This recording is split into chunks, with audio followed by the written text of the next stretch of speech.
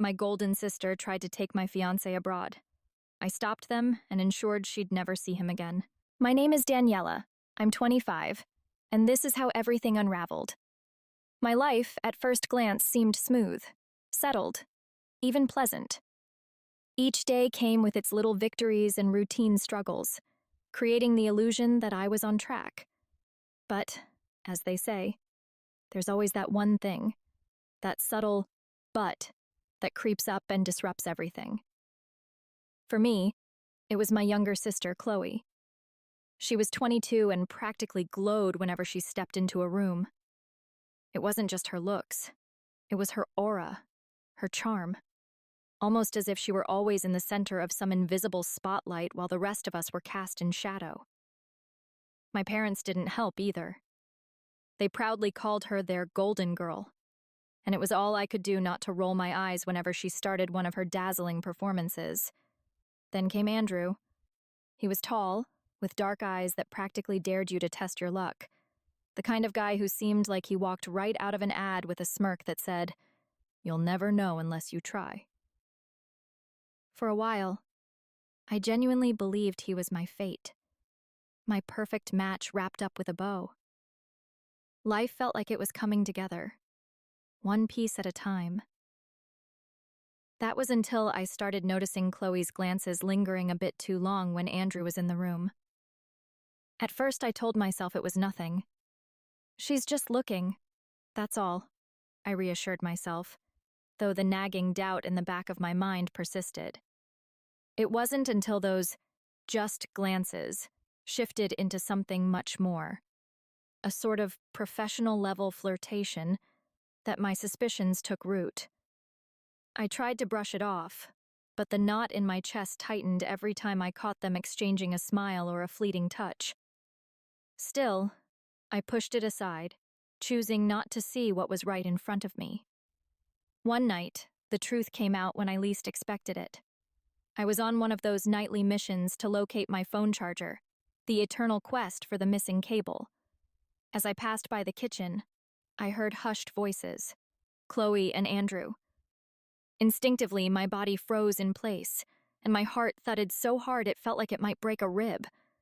A voice inside me screamed, "Turn around, don't listen, just walk away." But I ignored it. Their words floated into the hallway, turning my world on its axis. "We need to leave, and the sooner the better," Chloe whispered, her voice carrying that unmistakable tone of urgency.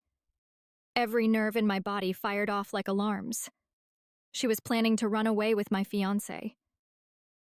I stood there, rooted by shock and betrayal so deep that it felt like ice spreading through my veins. Andrew didn't even flinch. No denial, no laughter, no, "Are you crazy, Chloe?" He was silent, as if this was just another casual conversation. In that moment, I didn't know whether to storm in and throw every dish in the kitchen at them or stay frozen, shattered beyond recognition. And so, I stayed in the shadows, listening as my perfect life fell apart, one sentence at a time. Late at night, the silence of the house was broken only by the creak of my steps on the wooden floor, each sound echoing like an ominous drumbeat. I slipped out of my bedroom, driven by the usual nightly annoyance, searching for that cursed phone charger that always seemed to vanish when needed most. As I navigated the dim hallway, nearing the living room, the faint murmur of voices halted me in my tracks. The kitchen. I recognized them instantly. Chloe and Andrew. My pulse quickened, a mix of curiosity and an odd dread rooting me to the spot. Instinct whispered to turn back, leave them to their private conversation and spare myself the guilt of eavesdropping. But something in her tone, a sly undertone that sent a chill rippling across my skin, kept me glued where I stood. It was as if an invisible force urged, "Stay. There's going to be a show, and you can't afford to miss it." And the show did begin. "We need to leave, and the sooner, the better." Chloe's voice floated out, sweet and sharp at the same time, the kind that made people lean in to listen. I watched, breath held, as she reached out and touched Andrew's hand, the gesture light yet loaded with intent. A cold wave surged through me, freezing my breath in my chest. Was this actually happening? My younger sister, the embodiment of innocence with her practiced smiles and sugary charm, daring to reach for my fiancé? My back pressed against the wall as I strained not to give myself away, every shallow breath trembling with barely contained disbelief. And Andrew? His silence cut deeper than words. His face was unreadable, carved from stone, as though he were weighing something serious, whether this was betrayal or some twisted loyalty to a plan. Not a single flicker of protest. Not a flinch. Nothing. He stood there as if planning a getaway with my sister was a casual Friday night discussion. The whole scene played out like a bad soap opera, the type that made you roll your eyes. Only now I was its leading lady, trapped in the worst role of my life. Congrats, Daniela, I thought bitterly. You're officially starring in your own tragic cliché drama. My heart clenched like a fist, twisting until the pain was almost unbearable. A cocktail of shock, betrayal, and rage coursed through me, so potent I felt lightheaded, like the room itself was spinning. But there was no dramatic collapse, no tear-streaked scene on the hallway floor. I swallowed the rising tide of emotion, forcing my fists to unclench from where my nails had already bitten into my palms. Step by painful step, I retreated to my room, the door closing with a soft, final click. The night ahead loomed dark and relentless, a sleepless canvas stretched out before me. They say revenge is a dish best served cold, but I knew then and there I'd be serving mine with a blaze that would leave nothing but ashes and memories. I couldn't close my eyes all night. This wasn't your run-of-the-mill bout of insomnia. It was a full-blown, what on earth is happening to my life crisis. Every time I blinked, Chloe's face appeared, her smile, that practiced saccharine grin she used to get her way. And then there was Andrew, the silent accomplice, frozen in place like a clueless statue, stripped of common sense or loyalty. Their words echoed in my head, replaying over and over like a scratched record that refused to stop. If sheer fury could be converted into energy, I would have lit up the entire city with my rage. Morning came, and I peeled myself out of bed, exhaustion clinging to me like a heavy coat. But I wasn't about to show cracks in my facade. I put on my everything's fine, totally fine mask and headed to work, even though my insides churned with plotting and anger. The office was alive with the usual buzz, people gossiping about weekend antics, the chatter of sales reports, the tapping of keyboards. It was all white noise to me. I was somewhere else, my mind a whirlwind of plans. If Chloe and Andrew thought they could outmaneuver me, their romantic escape was about to become a headline-worthy disaster. The moment I stepped through my front door that evening, I was ready. Inner Detective Daniela had clocked in and was more than eager to get to work. Step 1, Andrew's phone. If there was one thing I'd learned from years of observing him, it was that men like him often carried an air of overconfidence, one that made them skip the basics, like updating their passwords. My guess was right. A few failed attempts later, I was in, scrolling through emails, messages, and notes. My pulse quickened as I stumbled upon it. A plane ticket. I almost laughed at the sheer predictability of it. Of course, I muttered under my breath, the words laced with bitter amusement. Chloe, ever the meticulous planner, had organized everything to the last detail, including their departure during my upcoming business trip. I could almost hear her voice in my head, painting herself as some tragic heroine in their secret romance. The sheer cliché of it made me cringe. Two lovers slipping away, convinced they were the leads in their own private melodrama. But their perfect plan was about to meet its plot twist, and I was the author of their downfall. I could see them in my mind, bags packed, hearts racing, picturing their new beginning. What they didn't know was that their runway would soon become a stage for my masterpiece of poetic justice. The words, "make them regret it," barely scratched the surface of what I had in store. I became the covert agent of my own life, without signing an NDA or any legal nonsense. Every evening, I quietly eavesdropped on the kitchen or living room, where Chloe and Andrew discussed their grand escape. It was like a TV series you couldn't stop watching, even though the plot was utter garbage. Chloe played the Mother Teresa act for Andrew, whispering things like, "We'll start over, with no past, no problems." Sure, no problems. Except forgetting the person holding all the threads of their crazy plan. Me. The more I heard, the more my internal anger barometer maxed out. But I kept a straight face, pretending everything was fine while a storm raged inside. "Relax, Daniela. They've trapped themselves," I reassured myself, though my fists were itching to dig into my palms. When the moment arrived, I put my plan into action. Step 1, the plane tickets. Andrew thought he was smart using his real name? Rookie mistake, darling.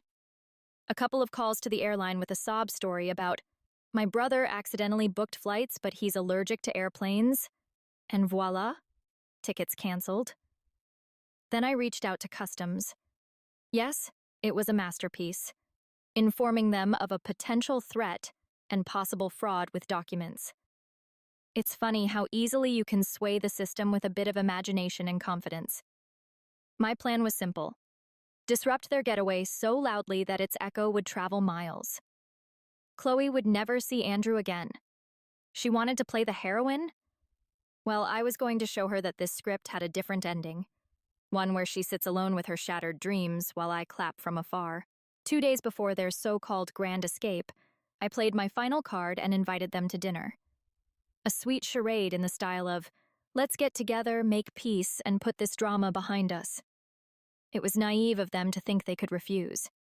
Chloe looked delighted, and Andrew, suspiciously wary, but his desire to avoid awkwardness must have won out. I chose the perfect spot, a cozy little restaurant with dim lighting and private booths, where no one could overhear dreams being shattered. The atmosphere was as tense as a tightrope. Chloe sat across from me, her smile as fake as those press-on nails she loved. Andrew's eyes darted between us, trying to figure out why he felt like he was in a trap. "Surprise, sweetheart?" I started with harmless questions, even laughed a few times to ease the tension. But the moment came, and I played my cards. "You know, Chloe, betrayal isn't just a word. It gnaws at you to the bone," I said, with such cold calmness I almost applauded myself. Her face turned as pale as the white tablecloth in front of us. Andrew tensed as if he was about to be called on stage for a final act he hadn't rehearsed. The silence stretched on, broken only by my voice, clear and ringing. "You thought you could betray me and run?" 1 second of silence felt like an eternity. Chloe tried to stammer out an excuse, her voice shaking like she was standing in the cold. It's not what you think, Daniela." "Oh, come on. Really?" Panic and helplessness flickered in her eyes, and it was sweet, almost like the dessert I'd ordered. Andrew shot up so fast his chair nearly flew back. His face went pale, lips parted as if he wanted to say something but couldn't find the words. "Oh yes, buddy. Surprise, surprise, you weren't ready for this." Without losing a beat, I pulled printed copies of their messages and the flight confirmation from my bag. The rustle of paper and the sound of it hitting the table sliced through the silence like a knife. Andrew's eyes widened in shock. He looked at the documents, then at me, and in that moment, his expression became that of the meme, "I just lost control of my life." I crossed my arms and smirked. "Well, guys, anything to say? Or should I keep going?" Chloe shot up like a cat doused in cold water. She screamed, her face flushed with anger, glancing between me and Andrew. "You're insane, Daniela! You ruined everything! Do you even understand what you've done? I just wanted to be happy!" Oh, you mean happily stealing my fiancé and riding off into the sunset? Seriously? I allowed myself a sarcastic chuckle, which came out more like a taunt. Her meltdown started to resemble a bad scene from a cheap reality show where everyone's yelling and flipping tables. Andrew, realizing there was no salvaging the situation with a simple apology, turned away and stood up. His gaze was blank, like he had just understood this whole circus wasn't orchestrated by him, but by Chloe. Without a word, he turned and walked out of the restaurant, leaving us with her screams and the curious glances of nearby diners. "Oh, giving up so soon?" I whispered after him before turning back to Chloe, whose tantrum had turned into helpless hissing. It was both sad and amusing. After that dinner, which could have been titled Goodbye, Chloe's Dreams, the real drama began. Chloe, Miss I Always Get What I Want, started trying to win Andrew back. She called him relentlessly, probably wanting to scream her innocence through the phone. But guess what? He wasn't picking up. The days of her being his glossy dream were over. He realized that everything they had was just a mirage of sweet words and illusions. But Chloe wasn't giving up. She showed up at his house, dressed like she was heading to a red carpet event, hoping her golden curls and dramatically lined eyes would work their magic again. Well, newsflash, sweetheart, he didn't even let her in. You should have seen her face when I opened the door one day instead of him. A mixture of hatred and shock that could have been sold for a fortune in real time. "What are you doing here?" she hissed like an angry cat. "Trying not to laugh," I replied with the sweetest smile.